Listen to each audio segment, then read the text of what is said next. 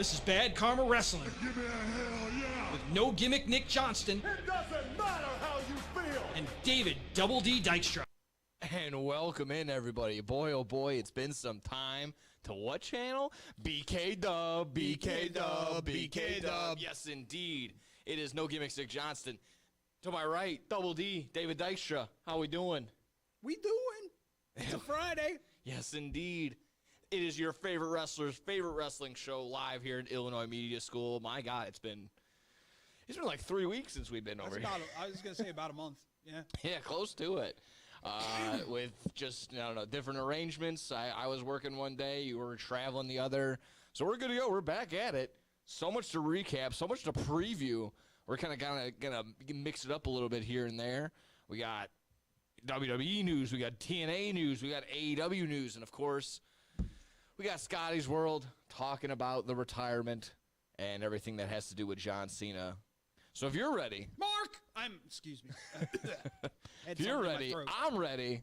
Let's hop on in here. Let's go ahead and hit this thing because we got so much to talk about. Oh my goodness. All right, let's go ahead and do it. Let's do it. I mean, obviously, Saturday night's main event is tomorrow. The very, very last match. Well, I won't even say that. It is right now currently scheduled to be John Cena's very last match. I like that.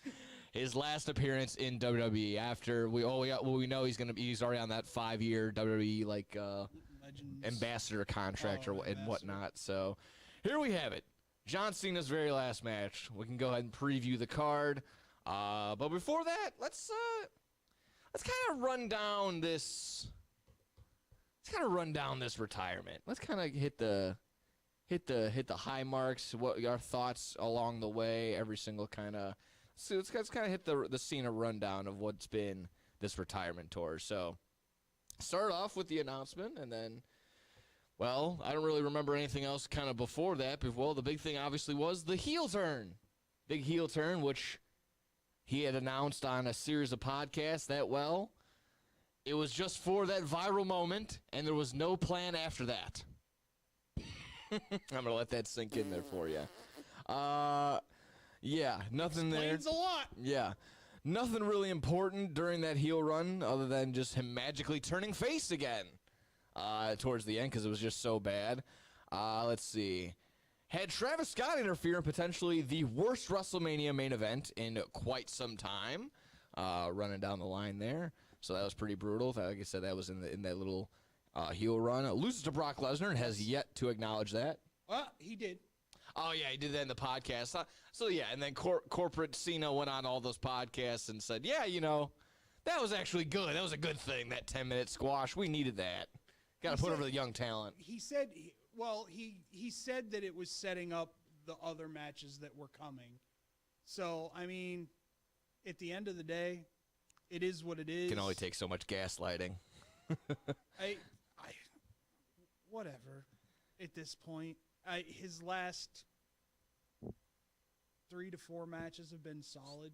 Yeah, that's what I also had here. He's had good matches along the way, but I feel like the meaningful rivalries were kind of hit really, really early. Like we saw Randy very early. You got Punk in Saudi Arabia, which will always just make me smile a little bit, just force him to do that. AJ Styles, obviously, that was perfect. That should have been the final one, but we're getting something else.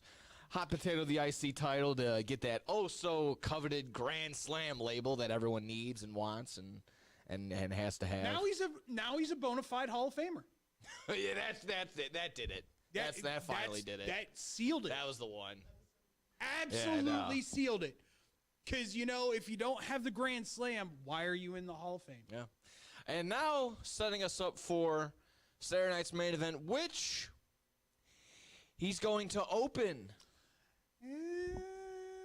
Don't be too sure about that. I think it's officially official. He's open. It is not officially official. Okay. All right. There are talks out there right now that Brian Alvarez was off his mark. Okay. I think it would have been that way if it had been on NBC, because NBC has a strict "you're done" time. You're done. Just ask Goldberg. Yep. No one wants to hear you talk. and the fact that Stephen A. has used the greatest of all time is travesty. That being said, but with it being on Peacock, I don't get why. I get in Cena's head, if this is Cena's call, why he wants to do it this way, hoping that people stick around and watch the NXT wrestlers, which they won't. Only the sickos will. So, yeah, there's Hi, that. I'm a sicko. Got it on my back. So. But, yeah, I see the idea of exactly that, trying to open and have everyone else kind of reap the benefit of still being there afterward. But exactly that. As soon as Cena's off the TV, people are going to turn off. It's just as natural as that's going to be. Anything quickly before we actually get to the event? Anything on his little podcast tour? Did you catch anything from anybody? Van Fleet. Okay. I thought that was a very solid. He always puts together pretty solid ones. Interview with John, and it went in depth. I did not realize that Cena went into business for himself with the AJ intro. Oh yeah. He did not had mentioned clear that with anybody. Yeah, he said that was off the top of the dome. I'm just not really a fan of the corporate robot talk, and that's not just him. That's been a lot of people lately. But when you're from, let's be honest, when you're from the VKM era, you are that corporate guy, especially when you're a guy that VKM put the whole entire company on his back and was like. I don't know if it's stretching from the Vincent days. I think that's a little bit different now, where it almost feels like he's kind of afraid to say really anything outside the realms. It felt like there was a gun to his back throughout all these interviews, but that's just kind of me. It was kind of like I said, it was kind of bleeding from that, and also the online exchange from CM Punk, gaslighting and vouching for Logan Paul over the weekend as well. So that kind of you didn't see that? Oh, I'll try and pull that up really quick. The people went crazy I was gonna say John Cena's yesterday. also like he's big on keeping wrestling behind backstage. He's good at keeping kayfabe. Who said that? John Cena is like big on keeping kayfabe. He doesn't like exposing a lot of stuff. But he'll shout moves at the top of his freaking lungs in the middle of the ring. Here from Wrestle Purist from CM Punk with his What's for Lunch interview. I understand the criticisms about Logan Paul and would probably be levying them heavy against him if I was CM Punk from like 10 years ago. But to see him take it seriously and want to do more, but the way the business is now, it's almost just like pump the brakes. You don't need to do more. It's fascinating because everyone hates this dude, and I think that's one of the more admirable things about him, how much everybody hates him. Because in our business, that means money. That's dollars. Again, we don't hate him because he's a character. We hate him because he's a huge pile of shit. That's why we don't like him. It's the definition of go home heat. We don't want to see you, not because you're doing a good character. It's because we hate you. You're a real person. We don't like you. You're a criminal. You're a thief. You ruin people's families. They make criminal stars, though. Yeah. Hi, Brock! Yeah, I was about to say. Actually, yeah, Brock, with all the retirement tour stuff, I think Brock has 44 appearances left. If you don't believe me, Google Brock Lesnar 44 times. Just Google that. It'll pop up. And I guarantee it. Brock Lesnar 44 times. Go ahead, Google it. In the meantime, like I said, kind of a lot of corporate robot reactions. That'll happen, but once again, do you expect anything less? From Cena? From Cena? Yeah. I knew it was going to be corporate Cena. It always is corporate Cena. Yeah. His Rogan interview was decent. I didn't watch all of it, but kind of what Scotty was telling me, just kind of glad that Tony Hinchcliffe was very quiet in the side. Usually he's chiming in way more than he should. But on to the actual Saturday night's main event. Here we are with Jesse the Body Ventura coming back, apparently. I Big think news that there. was a Cena request, probably. I hope maybe. But here we have it. In the we'll say that Cena is going to be the main event. Let's go with Cody Rhodes versus Obafemi. No title exchange here. Obviously, Obafemi had a defeat Obafemi had to defeat Cody's bag handler, Ricky Starks, to get this Which is match. shocking because I thought for sure Cody wanted to work with Ricky and try and get Ricky over. Oh yeah, But I like this more. oh yeah, this is hands down because Obafemi actually looks like a man, A dude? yeah, A dude, compared to Starks in the a dude that's gonna mess up when he's on main Yeah. roster. Obafemi looks like he would rip Starks in half. So I don't know. In my mind, I think a lot of people have. Someone's throwing this out there. I kind of agree with it. I'll steal it. I think McIntyre gets involved, distracts. You and I are of the same wavelength, my son. There we go. McIntyre gets involved, causes a distraction enough so that Obafemi gets the upper hand, and ultimately gets a humongous win. Maybe something similar to Kevin Owens getting a win over John Cena, like almost a decade ago on Raw. But once again, you have a guy who has the potential to be a main event star once on the main roster. You absolutely want to make him look as good as possible. And to do that, Oh yeah. sure, give him the Kevin Owens treatment. Yeah. I have no problem with it whatsoever. And I would be perfectly fine if there's no shenanigans. That'd be even better if Obafemi just beat him clean. Clean, that'd be great. And yeah. that would add a little bit more to the character of of Cody Rhodes right now, of just like, I don't know really what to do. What do you guys want to talk about? There's nothing to talk about. I don't know. So that would be very interesting. Like I said, honestly, right now, the worst thing for Cody would be to win. Yeah. The internet would go crazy. I don't know. This would be tough. So yeah, looking for Obafemi to get the dub in some sort of way here. The only redeeming value for Cody Rhodes in this match is Cody likes to work stiff. Okay. Yeah. I look forward to the chop to the chest from Obafemi on the apron. That That's gonna thing be is good. going to ring that whole arena. There you go. Let's see. Not confirmed, but let's go with Bailey and Sol Roca going for, and again, no title exchange here. Bailey can afford to lose.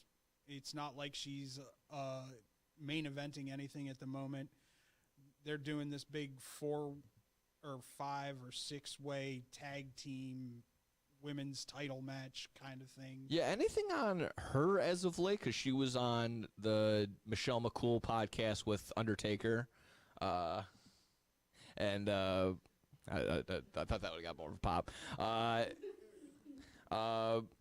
But yeah, exactly that. She was on the Undertaker's podcast, and kind of Michelle McCool was like basically telling her like, I'm rooting for you. Like you're taking a lot of shit lately. Like it's not really your cup of tea, and yeah. So I don't know. She's kind of in that realm right now of like, I'm getting tested, not by the WWE, but like by the universe right now. Like I don't know. She's rolling with the punches, but we'll see. We'll see how it goes. I think Bailey gets the dub here. I listen.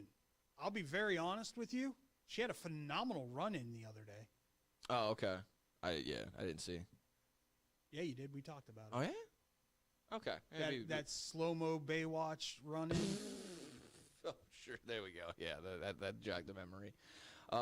Yeah, I think Bailey gets the win here for that exact reason, not just because she kind of needs a little bit of momentum, just to add to it. No, I think she's going to be okay, let me put it to you this way.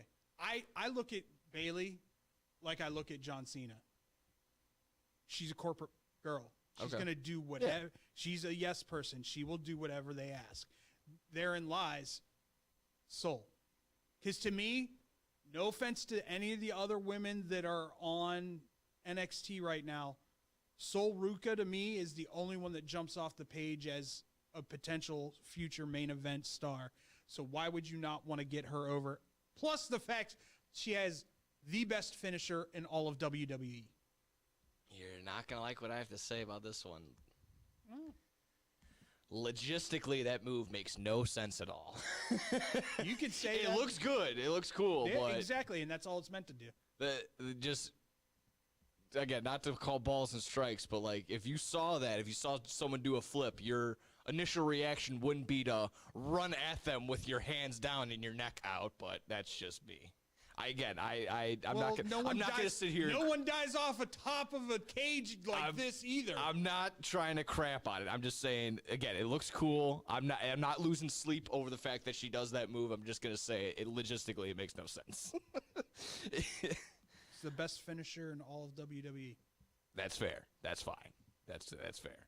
Like I said, there you go. I don't think she gets the win though. Bayley gets the dub.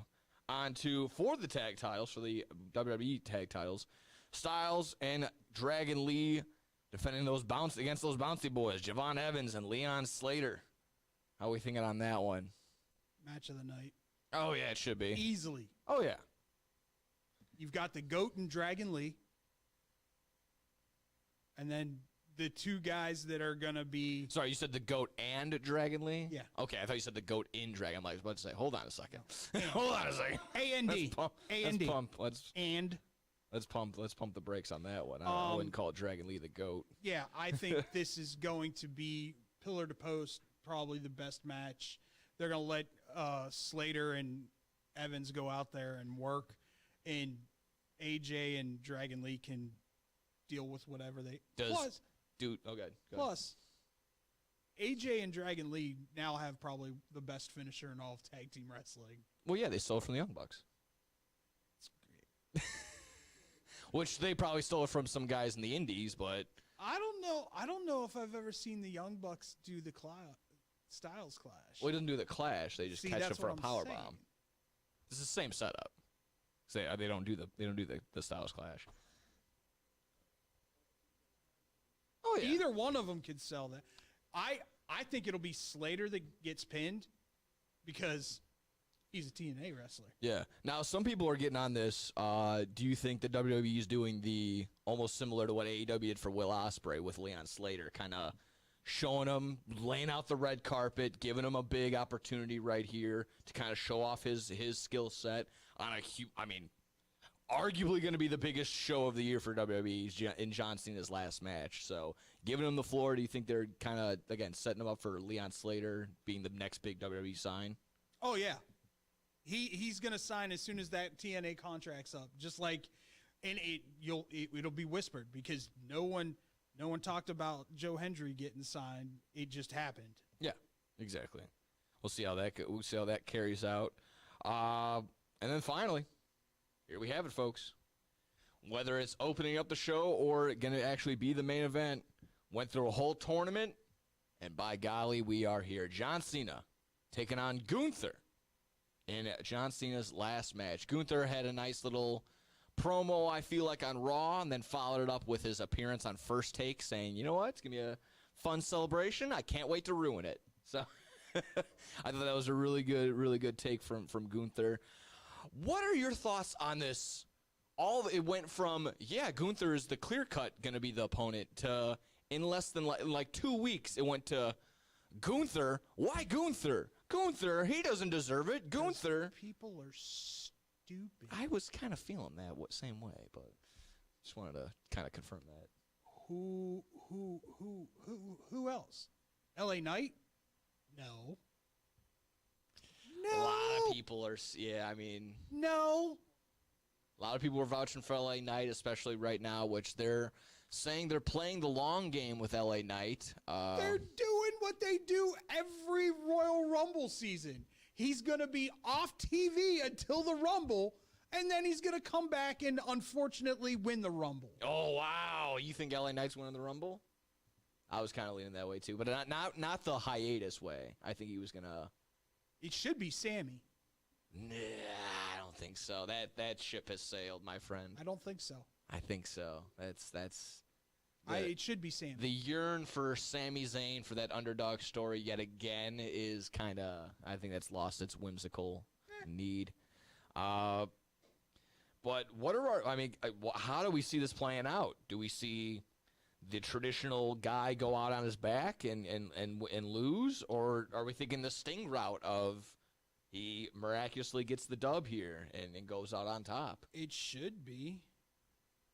Should be everyone goes home happy with a Cena win? No. Oh, okay. It should be he goes out on his back. If he's a true professional wrestler, The only reason Sting didn't go out on his back is because the Bucks and Tony were like, no, it's not happening. Yeah. It's not happening. Gunther's not going to say that. Oh, yeah, no. No.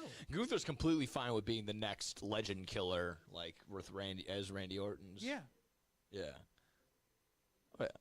Saying he might like retire AJ Styles, Brock Lesnar and who else? Randy. I would And love Randy. to see Brock and Gunther. I'm not going to lie. Because I don't think Brock is willing to take those chops. No. If Brock's not willing to sit in a shark cage for Survivor Series, you think he's going to take chops? Which is, I'm pretty sure that had to be the reason why there was no shark cages this year. We haven't even gotten to like any we've missed so much. We haven't gotten to like Survivor Series. Now that was a crapshoot. The women's War Games was solid. I'll give the women credit where credit's due. Lash Legend is going to be a thing. That was my biggest take. I wasn't able to see really any of it. I've only been able to catch highlights and stuff on YouTube and whatnot. That's been my biggest takeaways. I guess Lash Legend made a big impression, and we got that trash can spot yet again. So You're gonna get it every time he goes in that match. It's just a guarantee. Yippee! I will say this. I was a little disappointed in the lack of how do I put this? The lack of involvement by AJ Lee. Yeah, I mean, sure. There was just a lack of what felt like would have been a blood feud. There was no intensity. It really, I don't know. It's really tough to go from watching the blood and guts, and I'm not saying it needs to be glass and tacks. I and get what you're lightning. saying. The intensity and the volatility of blood and guts compared to War Games. But once again, we've sat here and said this. They're two completely different entities at this point. I mean, AEW and WWE. Some people enjoy the 30-minute, 45-minute matches that AEW presents on a majority of their pay-per-views. I like everything. I'm a sucker for sports entertainment. I'm a sucker for professional wrestling. I enjoy it all. So therein lies why I'll sit here and say the men's Royal Rumble sucked. Absolutely sucked. War Games or Rumble? War Games. Sorry. Yeah, you can't go from, again, if you're making the comparison, you can't go from what the guys did in AEW to a dance battle, basically, in a blood feud. Well, but at the end of the day, yeah, what the? And then out comes Lesnar.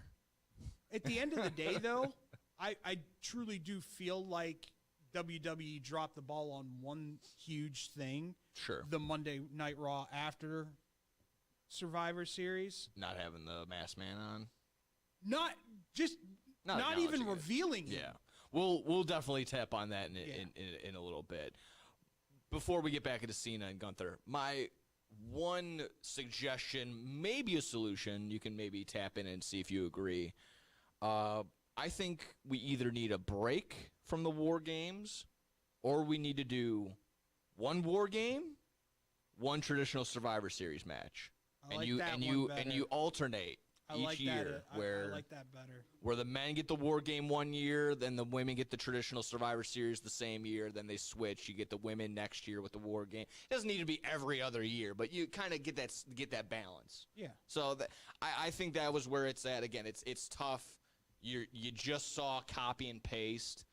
Basically from the 2 hours ago, the women put on a War Game, and then here comes the men with the same thing. So I think that would be a nice little switch up. Although I will say this, I was glad that not every freaking person that came out went immediately under the ring. What do you mean? To grab a weapon or something? Can or kendo stick or whatever it may be. Okay, that's fair. Like I said, it doesn't where AEW was the extreme of again, there's tax and electricity and people got attacked by sharks and stuff like that, and yeah, exactly. To the other end where it's just again, this is supposed to be like a blood feud, and they're lightly stomping on her head, and she's like, ah! She's getting murdered. So it's a tough visual. But quickly back to Cena Gunther, the last match. again, you're on the side of Cena I goes think out. he jobs, yeah. I'm so torn. I have no earthly idea of what they're gonna do. I think the right move probably should be have Gunther choke him out and let him go out like that. Have Brutus the Barber Beefcake come out and wake him up. Oh man, I mean, what a Sora AI? I'm not quite sure. Yeah, this You mean the devil? I mean, for me personally, again, I don't think there's anything there's not one thing that's gonna save this retirement tour. I mean, me personally, I kind of relishing in the fact that this is so bad because Cena was kind of my least favorite wrestler of all time. Yeah, it's just as simple as that. So, I don't know how this plays out. I'll lean with Gunther going out on top with Cena with a big farewell and another 20 minutes afterward. Yeah, once again, chokes him out. Gunther raises his hand. Do we get any sort of, not a return, but almost like when the Undertaker tipped his cap to Ric Flair? Do we get something like that? Do we? I don't know. Do we get Vito from his Thugonomics days to come back and give him the word life chain or something like that? That'd be awesome. Well, there is a lot of speculation that there's going to be a lot of surprises. You see The Rock. The Rock is apparently a big one. A lot of surprises are going to be there. A lot of big-time names are going to be in attendance, which one of those is our Commander-in-Chief, I've heard. Which, please, Donald Trump, show up. By the way, not related to Trump, but back related to the podcast tour and all these kind of that popped up. Shout out to Tim. I'm saving that one. I'm saving that one. That's actually, that just turned into my best one. My best of the week. Best of the week. What? Yeah, exactly. We're back to our regular schedule program. All right, there we go. So there you have it. That's what's looking like Saturday's main event. Yeah. Gunther, Cena, Rhodes, Obafemi, Bailey, Soruka, and then Styles, Lee versus Javon Evans and Leon Slater. I'll be interested to see what opens, what's the main event, and how long I'm sticking around for it. So that'll be good. Like you said, it's on the Peacock. On the cock this time. All right, let's get it. Let's get going. But in the meantime, again, we had so much to get to. We had that Survivor Series War Games, and now that has turned into the big kerfuffle of who is the man behind the mask? Who is that man? Or, in my prediction, the men behind the mask. It's already been confirmed. It's multiple. Oh, really? Yeah. Damn it. I thought I was... It's been multiple. This is why we need a show. Although, I will say this. I would have looked like the smartest guy 2 weeks ago when I actually had that thought when we didn't go. It was also confirmed that Monday was not Montez. Yeah, apparently Brian Alvarez had said that it was, and now it wasn't. Which leads me to... Alvarez's been wrong a lot lately. Yeah. They put Randy on this list. I saw Randy as well. That would be insane. The go-tos have been Austin Theory, Randy, up until basically yesterday, Montez Ford. Of course, everyone's throwing Jericho out there.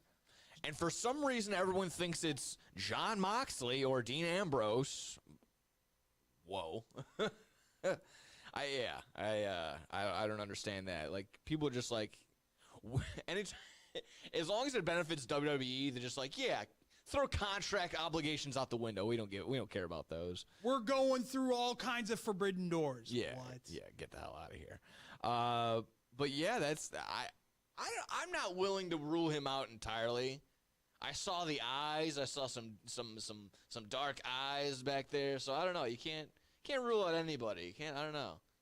I feel like they've been doing a good job of this. So, but the biggest fumble was something that we did mention. Not a single mention of it after that Raw, but he's been the person's been popping up these past or 2 times this past Monday. Simply, who are you leaning towards? There's a lot of conspiracies going on. One is that they're going to keep it masked until Seth's good to go. They're gonna keep him. They're gonna keep this guy masked until no one cares about this But- anymore. At the same time, why would you do that? Because they turned on Seth. That's Why what I would he said. be helping out the Vision? That's what I was thinking. If anything, the person to make their return to Royal Rumble with would be Seth. Yeah. Yeah, he make the Triple H appearance, so that would be the way to go there. Yeah, I mean, like I said, I'm on the side of that they're gonna pull maybe the lights go out, or the masked man jumps over the barricade. Oh my God, the masked man! And then out from underneath the ring, the masked man. Huh? Yeah, and then they do the Spider-Man thing. They do the Spider-Man point, and sure enough, they pull it off. And I think one is Austin Theory. I don't care. I'm gonna go with Montez Ford until it's completely confirmed that it's not Montez Ford. So that's where I'm headed at. So, I think it's okay. They throw up Randy, like, make it make sense. Why would Randy come in and help the Vision? I don't really see it. Exactly. You need one of these younger guys, and then the name that we thought, or someone that threw out there, but he ended up appearing on NXT. What's that guy from the Italian guy? Who's the Tony D. Tony D, yeah, exactly. He's not Tony D no more. Yeah. Oh no, yeah, no more Tony D. So yeah, people thought it was Tony D, but like I said, that is not happening. He already appeared on NXT. But yeah, I guess it's like I said, still the question remains: is it who the masked man or masked men are? We'll find out the same time you do. Tune in. Yeah, exactly right. There you have it. Second to last one here. According to Logan Paul, Travis again getting a ton of podcasts this past week. Some juicy stuff. According to Logan Paul, Really did. Travis Scott no-showed an event which led to the falling out between Travis Scott and WWE. I just wanted to get your thoughts on that. I don't know if you saw the clip or you're not a big impulsive guy. I know that. So It's not that I'm not a big impulsive guy.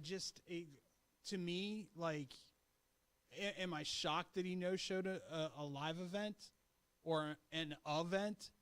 No. Not at all. And for the first time I actually did find myself agreeing with Logan Paul when he was kind of explaining that maybe Travis Scott bit off more than he could chew, didn't realize how physically demanding taking bumps or just being a part of the WWE was going to be. And sure enough, Travis Scott, he described him as a rock star. That's a very good synonym for lazy. Yeah. I can get behind that. Yeah, so he's just like, yeah, his rock star lifestyle. He wasn't gonna subscribe to that. And yeah, sure enough, no showed. I did like what somebody else said. He goes, take away that hardcore title, give him the Divas title from like 2007. That's what he should be rocking with. But there you have it. Like I said, apparently they were supposed to tag with each other, and at some point, but obviously that didn't happen. So, yeah, Travis Scott falling away there on that one. There you go. Thank you on that one there, Logan. We'll see you there. Finally, again, this was announced about a week or two ago, but we haven't been back since. Your thoughts on TNA officially going to be debuting on AMC and AMC Plus on January 15th. I'm not sure if it's going to be taped or if it's going to be live, official, but it is officially named Thursday Night Impact. What were you thinking? Good for them. Nothing's on Thursday night. Now we have something Monday, Tuesday, Wednesday, Thursday, Friday. Yeah. And Saturday. So yeah, you get a nice filling of Shawshank Redemption, and then go ahead and watch some TNA wrestling. Or Walking Dead, whichever. Walking Dead, yeah, that was always a good one. What? I'm just looking forward to some. I'm not gonna lie. I'm looking forward to some Santino. Yeah, we'll see that. Like I said, we'll see the old fossils, and then of course they'll pop up again on. And then we'll go from old fossils on TNA to, like I said, we'll watch a Jurassic Park marathon. Yeah. So that'll be good. I'm in that same boat. Good for them. Glad to see it. And you're exactly right. Where I have AMC, so if I'm ever don't have something to do between like what? I'm guessing it's going to be on at like 7 or 8 o'clock at night Probably. Central Time. I would maybe say that they're probably going to play at 8, like 9 o'clock Eastern, just to see how it works. Yeah, but I could be wrong too. For what it's worth, I saw the ticket distribution for they're right now they're setting up just camera side. So I don't know if that's the lack of faith that they're going to sell out the whole building. I don't know where they're at. I don't know how much it fills. But as of right now, they're set up to make that appearance like that, which is again that's fine. Get it in there. You said let's watch some wrestling. Yeah, let's get some good stuff in there. For what it's worth, the TNA commissioner said they will continue the relationship with WWE, so I'm sure we'll get some more WWE guys on there. Been beneficial to some degree. I'm sure. Yeah. They don't get this TV deal if they don't do that. Oh no. I don't know if they want him for the first one, but you got to have Styles on there sometime soon. You would think, right? If it's not his. Eventually, yeah. Okay. All right. Yeah, it's gotta be huge, and it should be one of those where it's not spoiled by Wrestle Central online 3 hours before. There's a scenario where I wouldn't mind seeing Styles go out on top. Final match, goes back to TNA, wins the title. Yeah, I don't mind that either. And of course, there's been the announcement now with John Cena officially going to be, well, I don't want to say official, but he's saying this is his last match here, sprouting off a bunch of other, Brock Lesnar on his retirement tour, AJ Styles going to be on a retirement tour, Randy Orton on his retirement tour. All these OVW guys are going to be done. I don't know if Randy's ready to go. I don't think so either. But people kind of assuming with that one, but yeah. He's coaching Speed right now, so. Oh, is that true? Oh, okay. I didn't see. I don't know. Is that on YouTube? Oh, okay. On the YouTubes. Gotcha. Well, there you go. Yeah. Speaking of, did you or not Speed, but the LFG guy? Anything on him?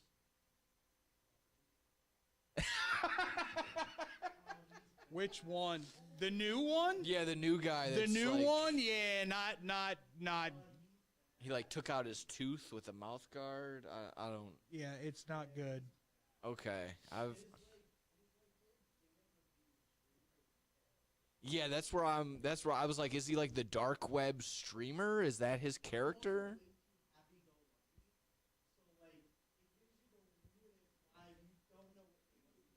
Yeah, It's not. It's good. confusing. It's confusing. definitely So not good. we'll Fix it. Yeah. Not on here, but I'll finish it. Quickly finish the WWE one with this because again we didn't get to it. Nick Khan finally revealed what the green shirt guy does to get that front row ticket. He has like a inside scoop. He's got to pay some big. He does it yearly. It's called On Location. So what do you know what it is exactly? On Location is like it's like a. You pay a premium for it. Yeah, it's kind of like buying like the experience, like the AEW All Elite experience. It's like that type of thing, but it's a separate company. I love he works explained to me in AEW terms is what he does to me. But it's like a separate company. It works with the UFC. It works with WWE. It works with a lot of other places.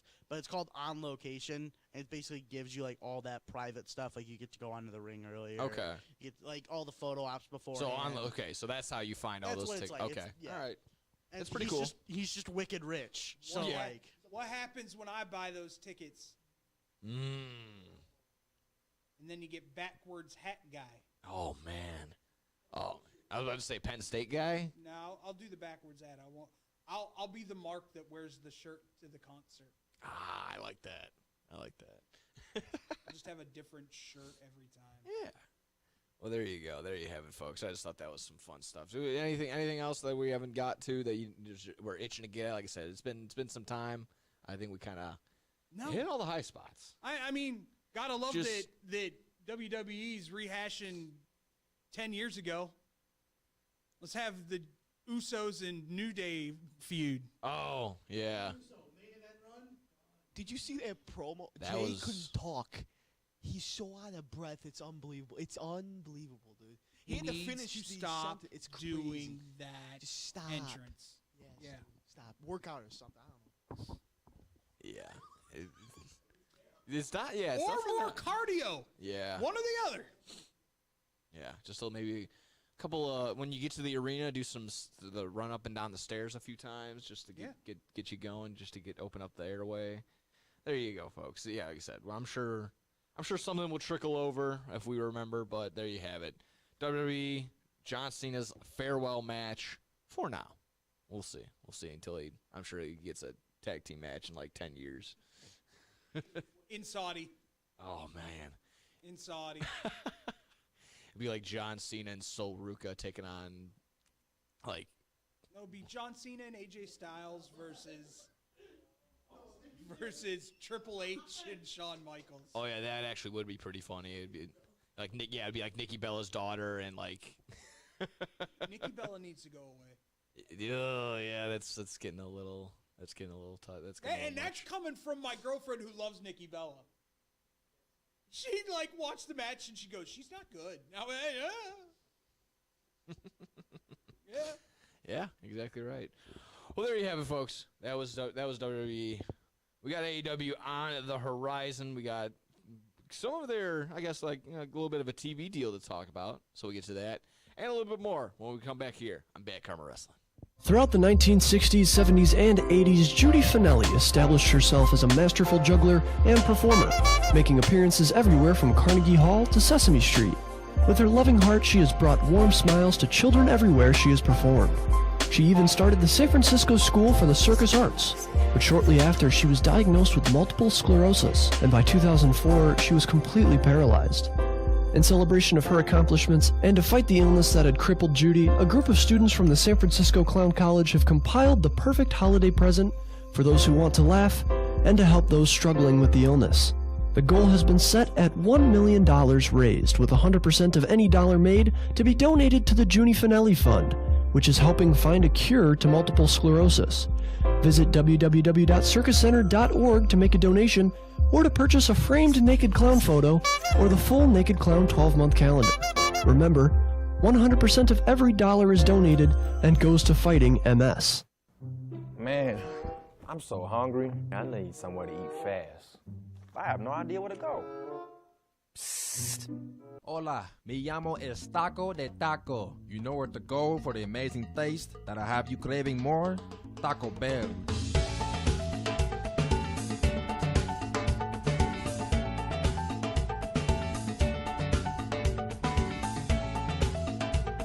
Can I get 20 tacos, please? You got it.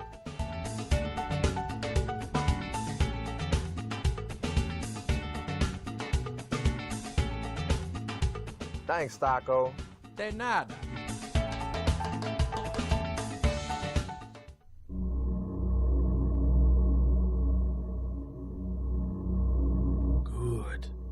Good. That's it. Eat the tacos. Taco Bell. Live más. This is Bad Karma Wrestling Give me a hell yeah. with no gimmick Nick Johnston It doesn't matter how you feel. and David Double D Dykstra. And we back. Welcome in. Bad Karma Wrestling, little BK Dub. BK Dub. BK Dub. Yes, sir. No gimmicks, Nick Johnston. Double D, David Dykstra. To my right, we just recapped, previewed anything and everything from Saturday night's main event. Got a little Survivor Series in there. Talk some podcasts on this podcast. Podcast. We're a show. We're a live show. We're all everything in between. So let's get to it. Let's talk a little AEW. We got one tournament beginning. We have one tournament ending. However, we got to hit the business side of things, as there was some big shakeup over on the, like I said, on the business side of things. Warner Brothers Discovery is currently up for bids, up for grabs, with Netflix being the head honcho, coming in with what I think it was like an Coming in hot. what, $83 billion? Something like that. Something ridiculous.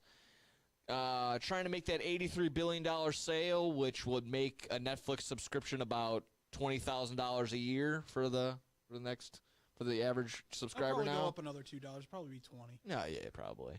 We got enough subscribers. Sorry, they can divvy it up. I saw that joke from Saturday Night Live. It's the only thing. It's the weekend update. It's the only thing that's worth watching from there now. But there you have it. Like I said, Netflix coming in hot with that purchase or attempt of a purchase.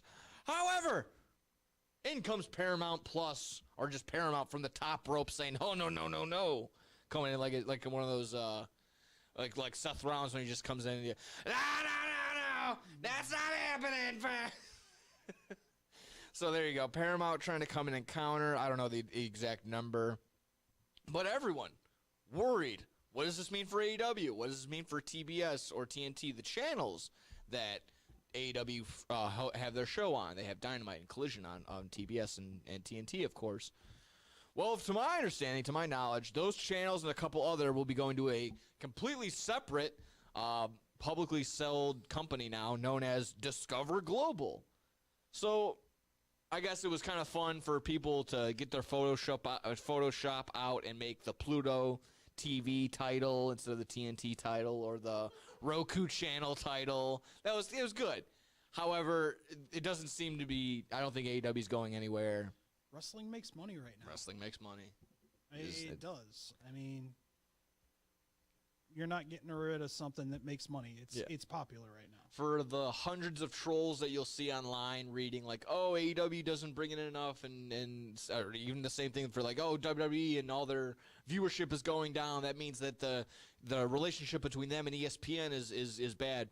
No, because every executive from Warner Brothers for AEW has been like, yeah, this has been great. And then, again, every counter for the ESPN thing has been like, no, but WWE's been a fantastic partner. So, I don't, for them to immediately say that this was going to be the death of AEW, again, it's just, I'll never understand why wrestling fans want wrestling to die more than other wrestling fans.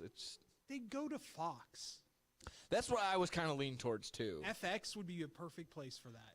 Like, I know the Shockwave show didn't come to fruition, but you would still think that if there was some intrigue to have a show on there, again, that like Fox would still be like, hey, you know what? Yeah, we'll take it. Why not? Put it on FX. Yeah, I think that's perfect. Yeah, exactly. Again, more movies to go with your wrestling. I like that. Yeah, you watch Transformers, and then it would be AEW. Or anything Marvel. Yeah, that's usually what they go. Oh no, it's always. I always liked it because it would be the movie Rampage, and then sometimes AEW Rampage would be on after or before. That's I always thought that was kind of funny. Yeah, the one with the Rock. Yeah, the Rock and that. What I think it's like a giant monkey. I don't know. It's a good movie. Yeah. I enjoyed it. I was going to say it's based off a video game. Yeah. Yes. Yeah. It's an old school video game. Yeah, where you destroy buildings as a monster. Yeah. Yeah, like Wreck-It Ralph or something. I put my quarter down. I'm next. You see that one? I'm next. Yeah. But yeah, again, some are jumping the gun, assuming all the worst, while it's basically nothing but positivity from this side of the table. So this is gonna be good. Again, one of those things where it doesn't seem like it's gonna affect me or my day, but as long as we get AEW on TV, I'm perfectly fine with that. I guess the question more or less is like, no, they've already confirmed that HBO Max would stay the same, so the library is fine, which, by the way, did not realize that basically all of the entire 2019, 2020, 2021 AEW Dynamites are all on there now, which I know that early on some of them were, but now it's like the entire year is up there, which is awesome. So if you want to really dive back, go ahead and go ahead and do so. So you got that one. Any other final thoughts on that one? Yeah. All right, cool. On to off the business side, into the ring as it goes. We're beginning to see what may be the collapse, the final days of the Death Riders, or if it's not the entire faction, it's at least the Death Riders John Moxley phase of the Death Riders, maybe possibly coming to an end. Okay. You've seen John Moxley lose a couple matches here and there, losing them all, honestly. Well, he lost Blood and Guts to Kyle O'Reilly, lost or tapped out multiple times there, tied with Roderick Strong, and then ultimately lost to Claudio in the Continental Classic. Shout out to Claudio, who also won the CMLL World Heavyweight Championship not too long ago, too, so shout out to him there. But what are we thinking with John Moxley slowly losing his groove and potentially being out as the head of the Death Riders? Hey, to me, where's it take Mox?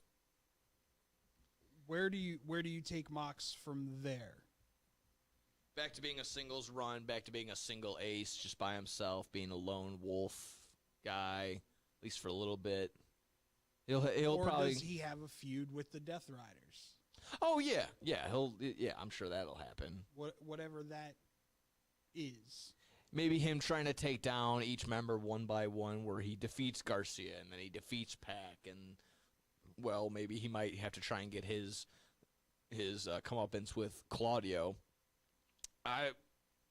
Maybe a stretch, but does that maybe turn into a tag team with him and Darby? I don't know. One of those things where our enemies are now frenemies. Yeah, exactly. Our common enemy has now made us friends. I know that's not the exact saying, but we'll get there. The enemy of my enemy is my friend. Exactly. There we go. I think that kind of leads to that. The enema of my enema is butt stuff, right, Frankie? No.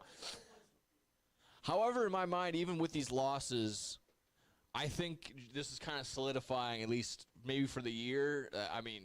I'll put Jon Moxley in the top 3 AEW just talents, performances this year in terms of what he's done, what he's been doing. Is he going over to Japan for Wrestle Kingdom at all?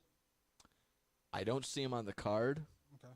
All I see is Takeshita and Okada as far as AEW talent. I'm sure there's going to be more. Who's Takeshita got at Wrestle Kingdom? Well, he has the IWGP title, so I'm sure he'll get someone in there. I don't know off the top of the dome. I'll have to check. I thought, okay, so let's talk about this for a second. Sure. I thought when you won the G1, it was for Wrestle Kingdom, the title match. Yeah, I'm not quite sure. I don't know. They was switched it up. Sabre injured, maybe? I don't know, honestly. I have no idea.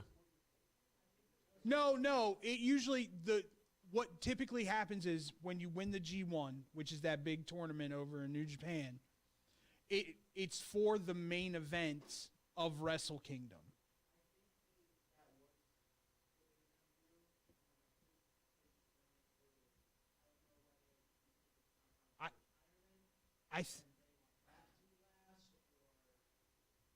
You can still have that match last.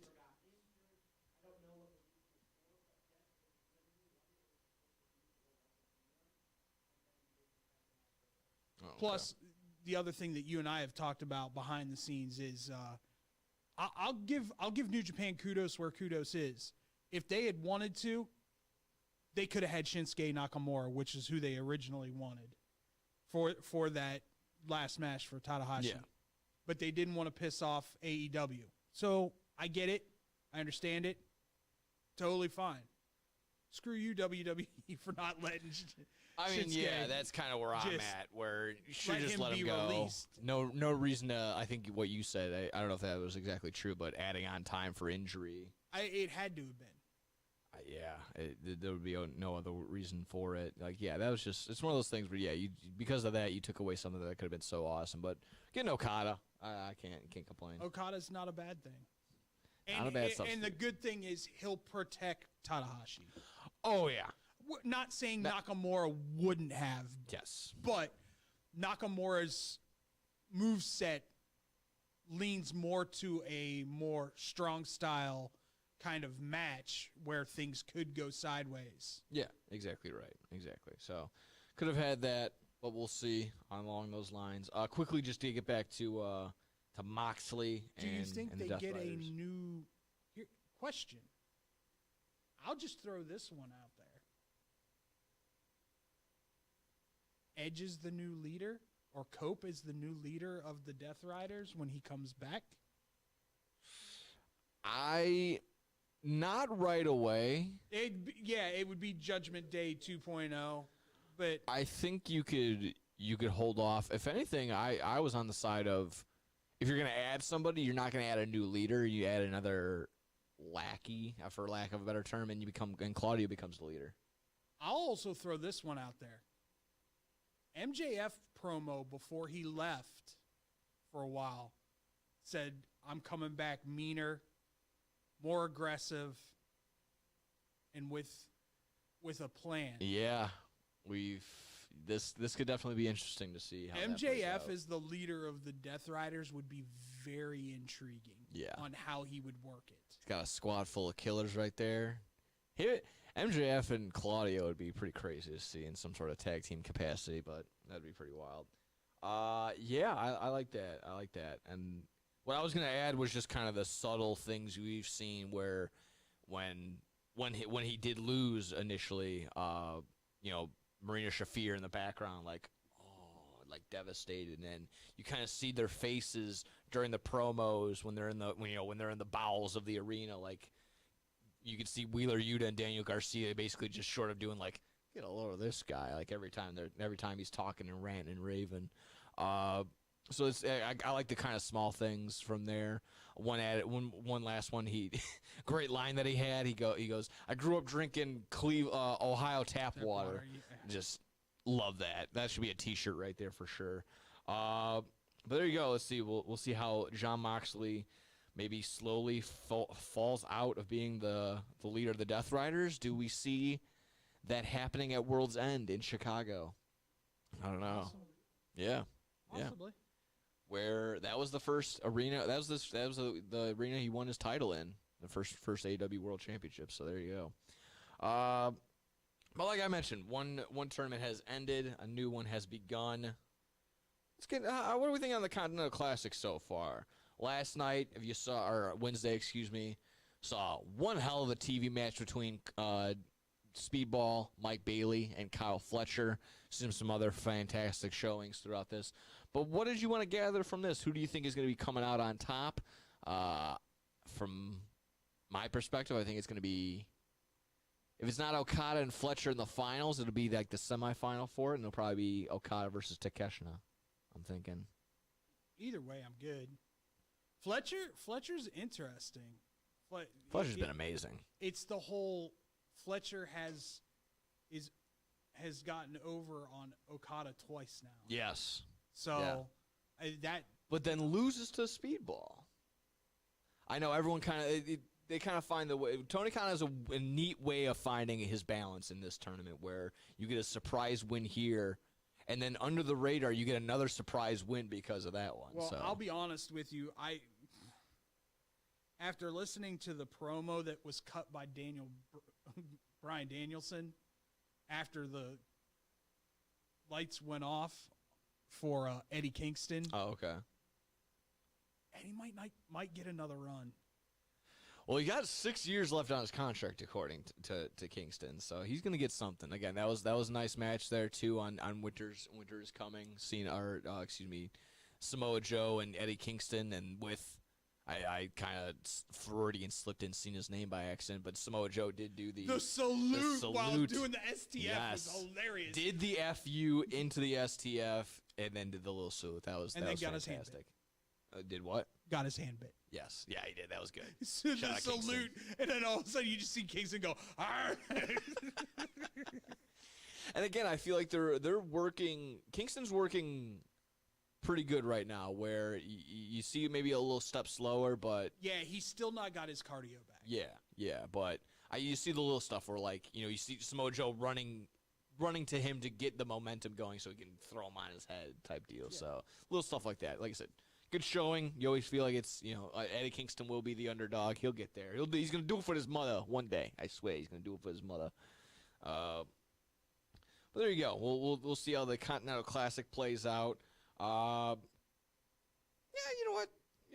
Yeah, we'll go to this one. Like I said, this tournament began, so another one ended. The Babes of Wrath winning the inaugural Women's Tag Team Champions, taking down Toni Storm and Mina Shirakawa. What do we think of the match? Was this the right move? What do we think of the tournament in general? How do we feel this overall? I like Toni as a chaser. So, okay, she was in her deep depression because she lost the women's world title. How much more does this now affect her? Okay. Take her down where she goes completely batshit crazy and turns into a new identity. Yeah, that could be the case. Again, loving the tag team between those two. And in all honesty, shout out Harley Cameron, going from a bit of a joke. You see her doing the comedy bits with her and Mercedes, pulling out the puppet, doing the sing-along stuff. But to have the confidence to actually throw the title on her, along with Willow Nightingale, who beyond deserves it. She's just a great workhorse for the AEW Women's Division. She's I thought the Bailey of AEW. That's a fair comp. I like that. Yeah, it's a fair comp. Exactly right. Where this tag team is just, if they feel, it feels right. It feels good. Like I have no arguments with. I would have had no issue with either one of the teams winning. Yeah, the last four were all fine. Honestly, I would have been good with Sky Blue and Julia Hart even if they would. That one would have been fine. Megan Bayne and no. No, really. Nah, I'm not a newly single Megan Bayne, by the way. I'm not a Bayne fan. Sorry, Joey Janela. I don't know what happened. He's Joey Janela. That's what happened. He's now lost Penelope Ford and Megan Bayne. Janela. That's not his real name, Bill Hole. He's just New Jersey. Hey, I'm just gonna put this out there for you, Frankie. Wrestling is scripted. Hey, let's take it easy. That being said, no, I just once again I feel like they're shoving a big muscular woman down our throats like they did Jade Cargill. Hey now, yeah, I can see that. She's stiff. She's super stiff. Yes, she is. That's. It's the whole reason that Tegan Knox and her girlfriend walked out because they didn't want to work with her again. And yeah, I saw that a lot in Blood and Guts. She just whipping that chair at Jamie Hayter's face is probably still hear that ringing. But yeah, it's been take it easy back there, boys. Exactly that. Somebody said boobies, and now he's laughing about it. Scott hasn't put his tongue away since we said that Megan Bayne was single, so yeah, it was over with from the get go. But overall, yeah, like I said, the final four, either one of them, in my mind, I would have been fine with. I actually did like the pairing of Megan Bayne and Shafir and Shafir, even though it wasn't planned. Penelope Ford got hurt, and I want to see what led to Shafir develop a little bit more too. A little bit, yeah. Like she's getting there.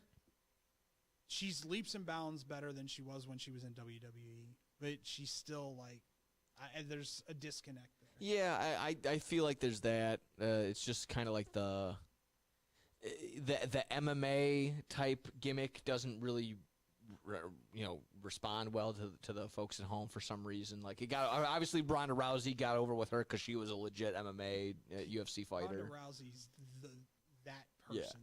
And I'm not saying that Mina isn't. Mira, sure, that she actually she does that stuff, but like it's kind of hard when we haven't seen her at the top tier level doing that. So it's kind of a hard sell. But yeah, like I said, I think that was a solid move right there. Good way to get the Babes of Wrath, get the titles there. Yeah, very interesting way. Quickly before we get into this, little he said, she said BS online. Mm-hmm. Any thoughts on? It's kind of something they've been kind of small, kind of in doing during Dynamite now. Renee Paquette doing like sideline reporting as they're coming out. And she's like right in front of the ring apron. They're doing the little entrance. Any thoughts on that? I think it's really it's kind of cool. Yeah, exactly. It's different. Anything different, it's either gonna work or it's not. If it's working, great. And she's the perfect one to do it. Where Renee Paquette is awesome. Yeah, she's a constant professional. Honestly, I don't know how John Moxley drugged her or whatever happened. Like what? Talk about complete opposites. Again, Joey Janela. It's there's got to be something. It's got to be something down low. I don't know. Yeah. South of the border, boys. Maybe. What you got? Oh, nothing. Okay. Gotcha. Well, there you go. That's. I thought that was kind of cool. It's been. Not, it hasn't been slammed over our head just yet, but it's kind of very subtle. It's as someone's coming out, she'll just do like a little sideline report, and like I said, it's decent. It's good for information. I have heard that tensions have gotten a little heated between TK and MVP. Ooh, indulge. I haven't heard anything about this. I guess MVP is very unhappy with the way the Hurt Syndicate has been booked. Oh, yikes. Well, they've dropped the titles. Haven't really seen them since. That's what I'm saying. They had the one. We saw them at the both of those guys should be doing singles runs right now. I think so. I think it should be one of those where they're kind of both going. Maybe one goes for the TNT, and then. Or here's a thought. Just gonna throw this one out there. Let Lashley do what Lashley does best. Go on a single run. AEW, go sign Cedric Alexander and bring him in and have him and Shelton go on a tag run, because that was a not hell opposed of to a that. good tag time. Not opposed to that. And I think that should be it, where Bobby gets one more big run. I'm not. I mean, hell, let Shelton have another one too. Him and Samoa Joe. Oh my God, that'd feed families. That'd be good. That'd be fantastic. Last one I had here. I don't have. I should have brought up the tweet exactly here, but let's talk about it. Dax Harwood and Matt Hardy having a little bit of a back and forth online, a little bit of a beefing going on. Of course, it always does, surrounding the argument of star rating matches, having those 30-minute bangers versus having character development and yada yada storytelling. So Matt Hardy is of course on the side of let's tell a story, and Dax Harwood is on the side of star ratings. However, Dax having a point of, he had other, the stuff he still had throughout the year, told stories and developed stuff. So I don't know. This kind of came up out of the blue. Me personally, I don't think this is Matt Hardy. I feel like this is his Yoko Ono wife going crazy online. I could be. I'm sure I'm swinging and whiffing on this one, but Ruby? Yeah, this has got her written all over it. Well, I mean, you also got to look at the two individuals that are going back and forth. Dax is absolutely 100% that guy that's like, I give two craps about character development. They tried to character develop me in WWE, and how did that go? I want to put on the most banger matches as possible, where you have Jeff Hardy or Matt Hardy going, I want to bring you to my broken world. I want to be as creative and develop my character as much as possible. It's two ends of the spectrum. Neither one of them are wrong. Yeah. So I can kind of quickly just kind of maybe read what Matt Hardy. I don't have the original Dax Harwood. Oh, okay, maybe this is it. Okay, here we go. Dax, I think calling Dave a moron is insane. He's probably wrestling's most accurate historian. While I may not agree with some of his star ratings, that doesn't mean he's wrong. That means he just has a different opinion than I do, which is absolutely okay. To me, Brainbuster versus Heart Foundation Survivor Series 89 is a 5-star match. To Dave, it's a 2-star match. Who's wrong? Who's right? Who gives an F? As long as we all enjoy wrestling. And that's what he had. Matt Hardy retweeted it and said, I think on wrestling Twitter, if you're gonna decide to moan about someone's take, you should at them, Dax Harwood. So I guess that stemmed the big one, him not getting added. Because that's a big thing. Yada yada yada. Like I just mentioned, it's more about star rating and less about character development. I think this is the big part here. I want AEW to succeed. It's a good industry. I love and enjoy great matches that I get emotional invested in. I don't secretly wish I had 5-star matches. I don't know. I think it's because he can't go and do 5-star matches anymore. That's probably why he's on the side of let's do character development. But this is all really just like I said, I don't think this is even really Matt full 100%. This has got to be his wife a little bit. I mean, I could be wrong. At the end of the day, who cares? That's basically what both of them said. Yeah. Who's right, who's wrong, who gives an F, as long as we all enjoy wrestling. Your words in the same thread. That's what he said. So sounds good. That's that. That's AEW. That's wrestling. Any other final thoughts, questions, concerns on AEW before we get into our last one? What we got, Scotty? So you guys were talking about John Cena's Chris Van Vliet interview.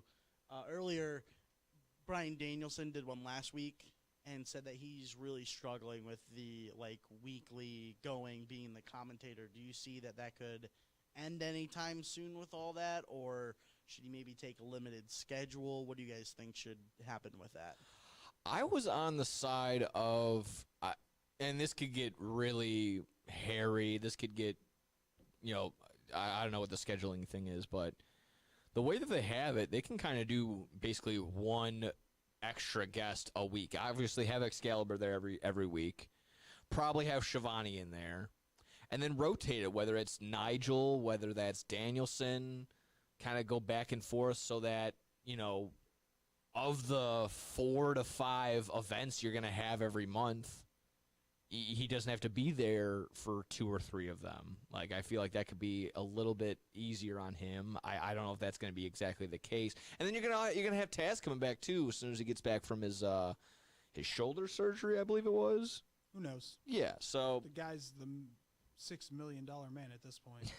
Yeah, but he needs poor guy needs a neck. But yeah, I feel like there can be almost a rotation going where hopefully that takes a little bit off of his plate. He doesn't need to be at so-and-so place at least once a week for the next month or so. It's very disappointing to hear that he's struggling in any sort of way. So yeah, hopefully get better soon. Did you hear that he's been staying off social media, so he hasn't seen any of John Cena's retirement tour? Good for him. I would not go back at all. No need to. I wonder if there's any butthurt feelings. They used to be boys.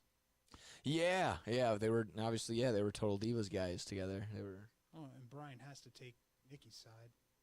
Brie, yeah. Or no, he has to take Nikki's side. Oh yeah, that's right. Because he's married to Brie. Yeah, that's right. Brie mode. Alrighty. Well, there you go. There you go. Yeah, again, very disappointing to hear that. There was also the story of, obviously Adam Cole having a huge setback, might not be getting him ever, unfortunately. So commentary. That might be the thing, and he would thrive in that because he already does the streaming stuff, so he knows how to talk. I think he'd keep an audience engaged when he's in the ring. Yeah, exactly right. So that was AEW, and everything else in between. So when we come back here, folks, we need a little Scotty's World to wrap us up on out of here. So let's go ahead and do that. More Bad Cover Wrestling when we return. Throughout the 1960s, 70s, and 80s, Judy Finelli established herself as a masterful juggler and performer, making appearances everywhere from Carnegie Hall to Sesame Street. With her loving heart, she has brought warm smiles to children everywhere she has performed. She even started the San Francisco School for the Circus Arts, but shortly after, she was diagnosed with multiple sclerosis, and by 2004, she was completely paralyzed. In celebration of her accomplishments, and to fight the illness that had crippled Judy, a group of students from the San Francisco Clown College have compiled the perfect holiday present for those who want to laugh and to help those struggling with the illness.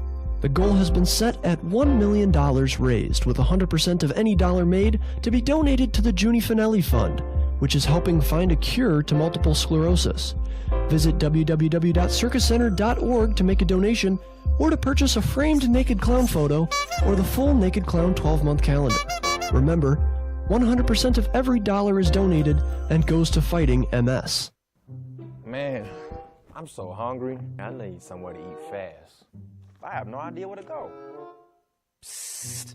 Hola, me llamo El Taco de Taco. You know where to go for the amazing taste that I have you craving more? Taco Bell.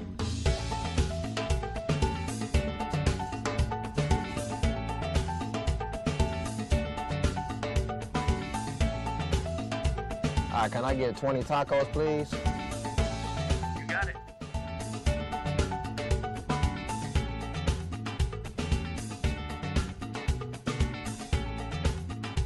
Thanks, Taco.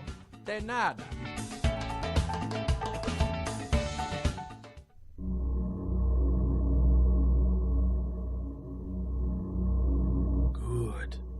Good. That's it. Eat the tacos. Taco Bell. Live más. This is Bad Karma Wrestling Give me a hell yeah. with No Gimmick Nick Johnston It doesn't matter how you feel. and David Double D Dykstra. And we back, folks. Welcome back. Bad Karma Wrestling in the building. BK Dub. BK Dub. And we're back with our best of the week and our Scotty's World to wrap it up here because we've talked from pillar to post about Cena. We recapped everything from the business side to the in-ring side of AEW.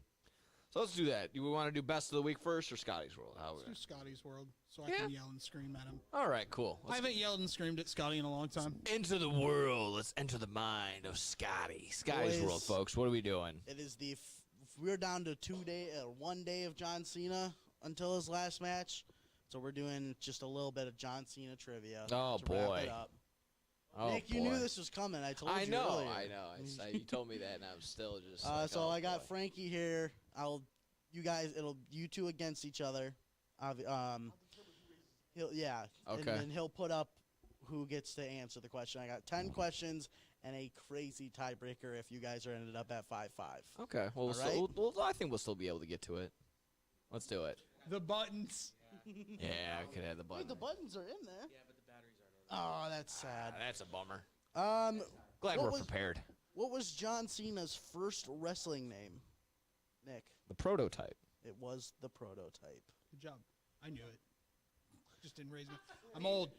I'm old. You did this last time. You have the dad. You have the dad vibe of you're gonna let me. I'm old You're and gonna my let arm me- you're doesn't basically move gonna as let me fast win. as his. Oh. You're basically gonna let me win. You're My like, oh, good job. arthritis. He's done this before. What did John Cena yell at Kurt Angle during his WWE debut? Ruthless. Wait. Ruthless aggression. I couldn't get pretty the much. shake. I just like how I worded this one.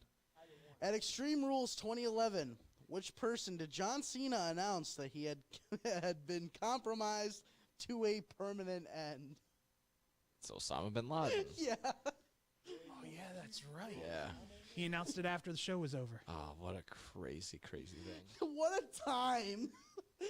There's probably that's how they all found out that's Caught crazy. and compromised to a complete end. Amazing. John Cena won the Wrestling Observer Newsletter Match of the Year award in 2011. Who Okay. was his opponent? Ooh, that's a good one. Let's see, 2011. Oh, man. I'll just throw a guess. Him and Randy? No. Okay. David? 2011. What Mania would that have been? Shawn Michaels. No. That's my second guess, yeah. It was CM Punk. Oh, wow. Money okay. in the Bank 2011. Wow, yeah. Oh, Yeah. When Frankie became a wrestling fan. Yep. What college did John Cena graduate from? The reason this is on there is because it was on the farewell tour. They made a stop there. Don't remember. University of Thugonomics? No. That was Damn. that's the doctorate he got from there.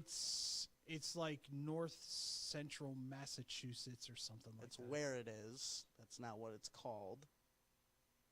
Not Boston College. Quaker University. No, it is Springfield College. Ah. They made a stop there. That's why I put it on there. John Cena returned at the Royal Rumble from a surprising return injury at what famous venue? David. MSG, sir. That was Madison Square Garden. I did too. In Timothy Chalamet's #1 wrestling match of all time, the 2006 One Night Stand, John Cena defended the WWE Championship against which ECW original? RVD. RVD.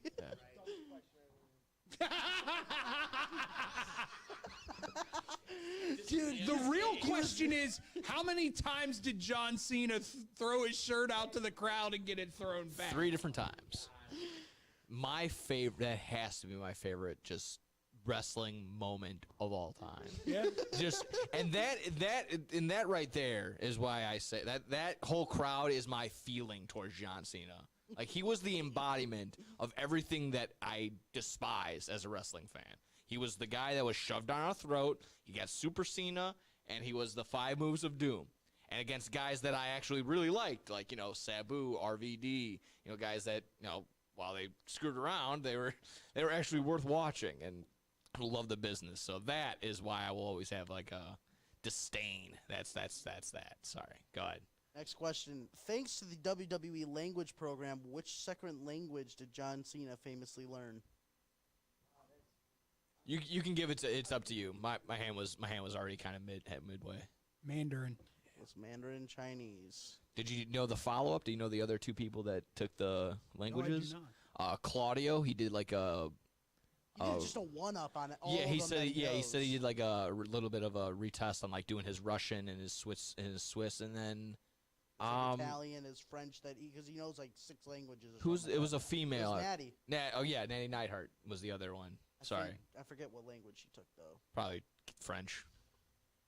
The first wrestler to beat John Cena for a WWE title, the first wrestler to beat John for a WWE World title, and the last wrestler to beat John for a WWE title have all been members of what faction?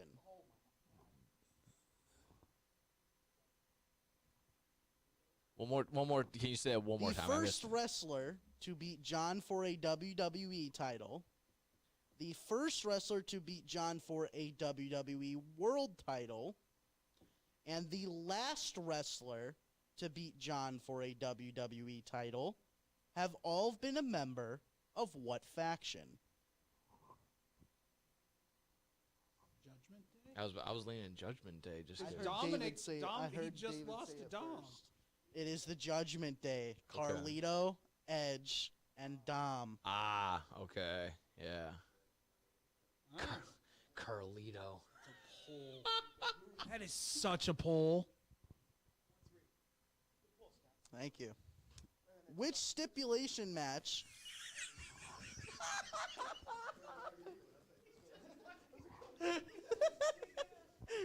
Which stipulation match is John Cena to have a record of 5-0? David, I quit matches. it is an I Quit match. He's never lost an I quit match. Okay. And that one will make it so David wins the quiz. There you go. What was the tiebreaker? Yeah, what was the tiebreaker? Jeez. Name every WrestleMania match that John Cena has had.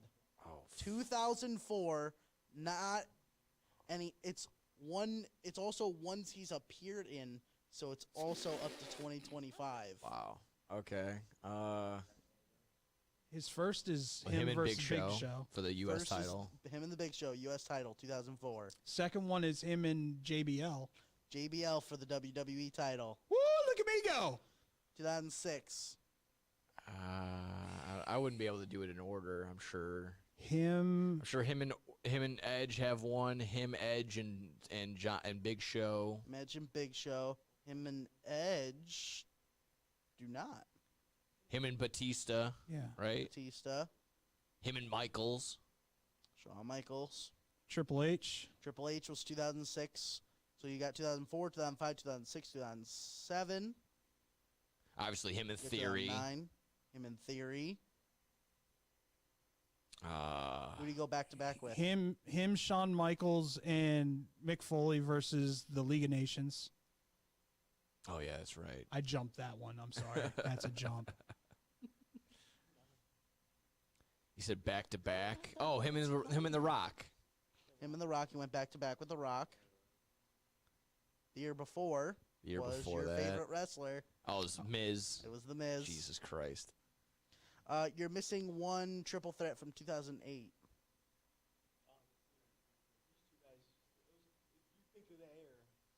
2008. 2008 triple threat WWE title. Wasn't it Big Show and No, I No, already that was said the that next one. year. That was Edge and Big Show 2009. another triple? Yeah, that's a tough one. That one. I'll give you- Shawn and Triple H. No, Triple H was one. Triple H and Orton. Triple H and Orton 2008. 2014. That one's gonna get a little hairy for me. Was it him and Wyatt? It was him and Bray Wyatt. 2015. You have him and maybe Ambrose or something like that? Levi's Stadium. Oh, yeah, no. Ambrose was in the IC title that Brock? No. Nope. Still wrestling. Rollins? No. No, Levi was Rollins Orton. Okay. Yeah, with that's that right. unbelievable U.S. RKO. title match. Oh, Rusev. Did make an appearance in 2016. He saved The Rock from the Wyatts. Okay. 2017 tag team match. Him and Hornswoggle. Mixed tag team match. Oh, it was Nikki Bella and him versus Miz and Mars. There you Maurice. go. Maurice. 2018. I don't know. Undertaker planned to go 20 minutes. Taker. Undertaker planned to go 20 That minutes. horrible John Cena, Taker- let's wrap it up Taker in John 5. Cena match. Oh, I didn't know. Didn't even see. 2020. Oh, him versus a computer probably because it was COVID. Yeah, so he's one of two, didn't actually have a match. Oh, him and the Fiend. Yep. Again. Firefly Yeah, it was Funhouse match. Bray Wyatt again. Said yeah. Austin Theory 2024, interviewed in the Bloodline Rules match, and then 2025. Oh, yeah, 2019, MetLife. No match. Oh, segment. just an appearance? Yeah, but with who? I don't know. I don't remember. He rapped. Oh, Jesus. Cena is the doctor of thugonomics. And just rapped, okay. Oh! Elias. It was with Elias. 2024, interviewed in the Bloodline Rules match. I genuinely popped for that one. Good. Yeah, that was And then good. 2025, Cena versus Cody. Yeah. Cody. There you go. And that is Cena. That is his legacy there, folks. It's a lot of Cena.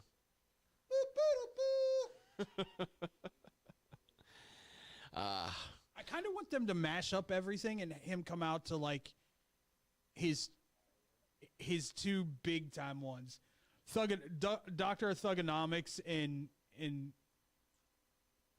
Your Time Is Now. It won't happen, but if he's not a blood-covered mess like he was at 2004 Judgment Day, that's gonna be the way that should be his final image. But I know that's not gonna happen. Not gonna happen. I know. He doesn't have a guy that's gonna throw elbows on him. I'll just to be on the positive side, I will say this: while John Cena is not at all my favorite wrestler, the man that he is, the Make-A-Wish, the constant just professionalism that he is. He may be robotic, but damn, he can still talk and just present himself in a very nice way. John Cena, the man, is fine. The wrestler, not my favorite. This is going to be a nice night, a decent way for him to go out, I think, and which way it goes, whether it is him losing or him getting the dub, it'll be one of those moments where you sit back and, of course, you're going to be like, oh, I remember where I was for Cena's last match. Yeah. He's a peacemaker. Yeah. Put him in net. Nothing gets past Frankie. Love it. What? Love it. What? So, again, it'll be one of those things where, again, big historical moment. We'll see. We'll see how it plays out. This is going to be very interesting. One of those things. So, again, nothing in my mind will completely,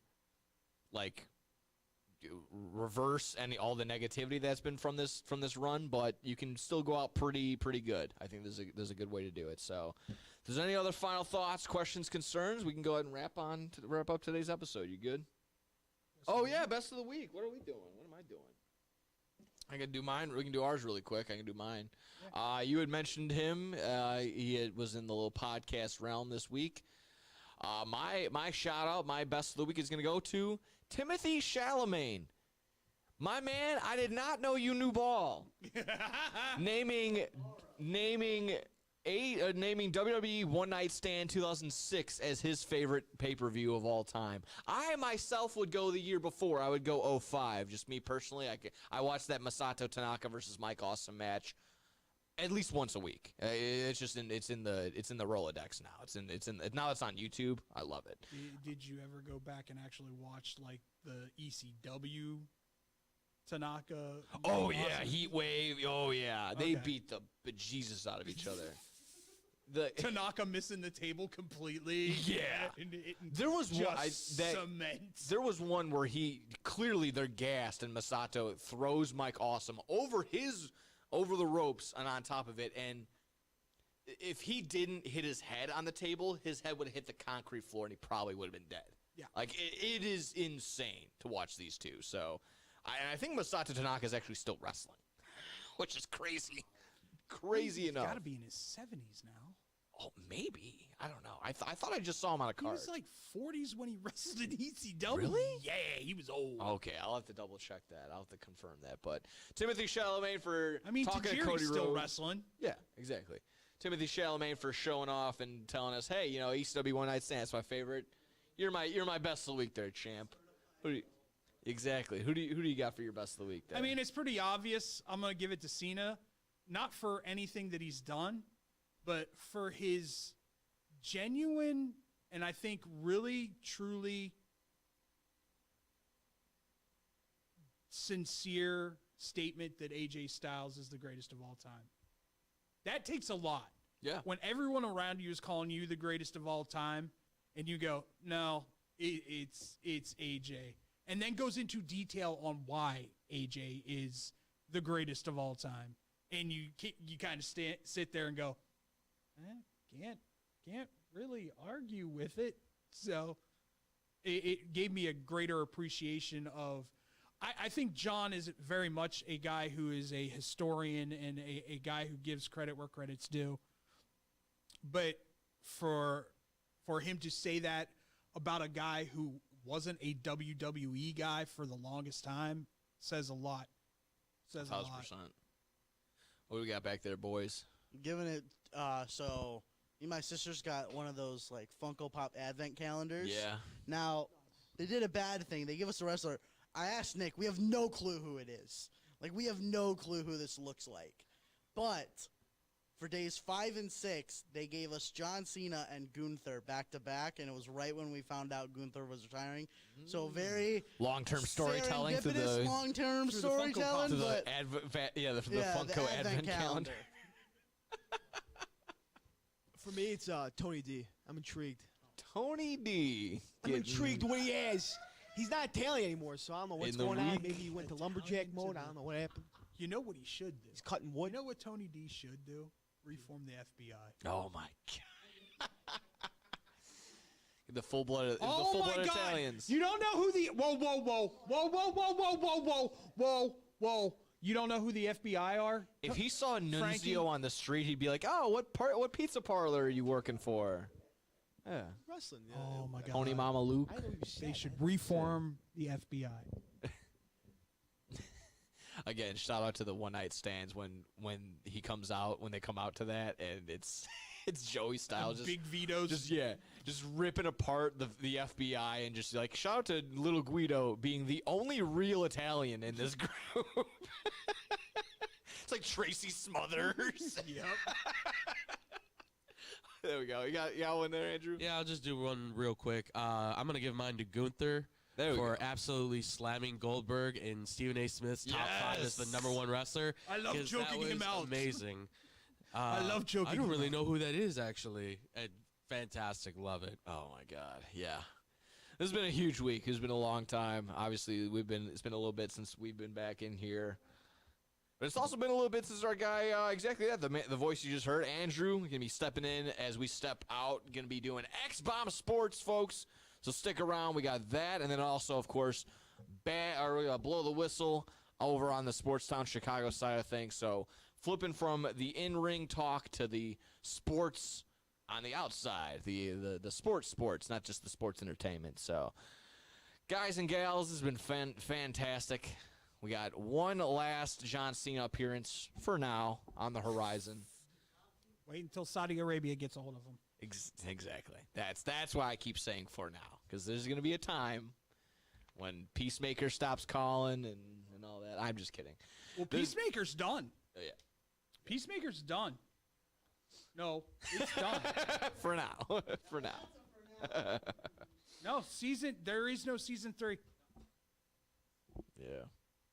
Oh, he'll be in movies, but there is. Exactly. But there's no more show. That's okay.